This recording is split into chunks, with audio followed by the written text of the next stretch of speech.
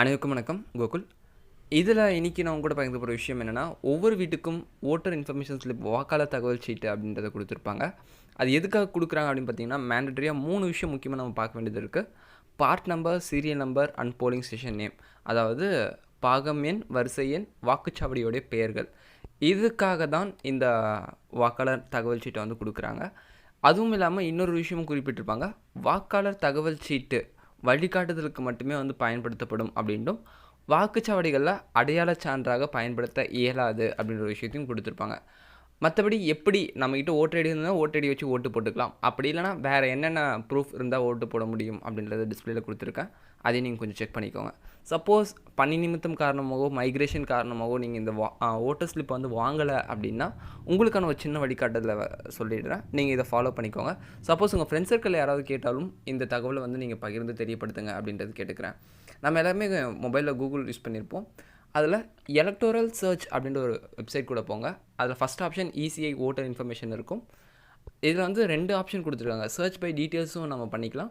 அல்லது search by EPIC number அப்படின்றதும் பண்ணிக்கலாம்.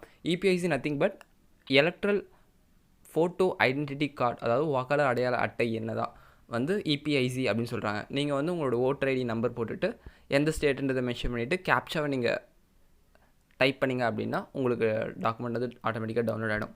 அல்லது சர்ச் பை டீட்டெயில்ஸ் நீங்க குடுக்குறீங்க அப்படின்னா, உங்களுடைய பெயரு இங்கிலீஷ்ல இனிஷியல் சேர்க்காம, அடுத்து பார்த்தீங்கன்னா ஃபாதர்ஸோட நேம் இனிஷியல் இல்லாம, அண்ட் தென் ஏஜ் பெர்ஃபெக்ட்டா தெரிஞ்சிருந்தா ஏஜ மென்ஷன் பண்ணிக்கோங்க. இல்லைனா டேட் ஆஃப் பர்த், ஜெண்டர், எந்த ஸ்டேட்டு, எந்த டிஸ்ட்ரிக்ட், அசெம்பிளி கான்ஸ்டிட்யூன்சி. நிறைய பேருக்கு முக்கியமா சிட்டில இருக்க பீப்பிள்ஸ் என்னன்னா, அவங்க வார்ட தான் வந்து அசெம்பிளி கான்ஸ்டிட்யூன்சி அப்படின்னு நினச்சிக்கிறாங்க. பட் அசெம்பிளி கான்ஸ்டிட்யூன்சின்றது சட்டமன்ற தொகுதி. தமிழ்நாட்டில மொத்தம் 234 இருக்கு.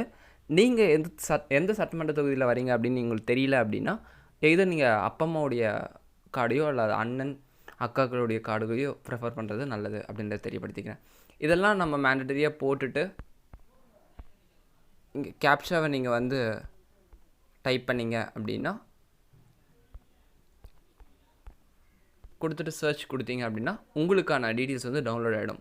இப்போ இங்க பார்த்தீங்கன்னா 2 பேருமே கோகுல், பேரண்ட்ஸோட நேமும் அப்பா பேரும் பார்க்கும்போது சேகர், ஏஜென்ட் போலிங் ஸ்டேஷன் பாருங்க. உங்களுக்கான போலீஸ் ஸ்டேஷன் எது அப்படின்ட்டு, போலிங் ஸ்டேஷன் பார்க்கும்போது நமக்கு படநெல்லி என்னது, வியூ டீட்டெயில்ஸ் அப்படின்னு நம்ம கொடுத்தோம் அப்படின்னா, நமக்கான தகவல் வந்து வந்துரும். இப்போ இந்த part number, serial number and polling station மேண்டேட்டரியான டீட்டெயில்ஸ் நமக்கு இதுதான்.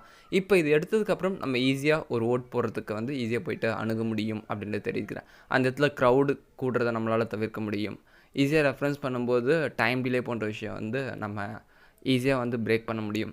ஆகையால மறக்காம ஏப்ரல் 6 எல்லாரும் வாக்களியுங்க அப்படின்றத கேட்டுக்கிறேன். மகிழ்ச்சி. நன்றி.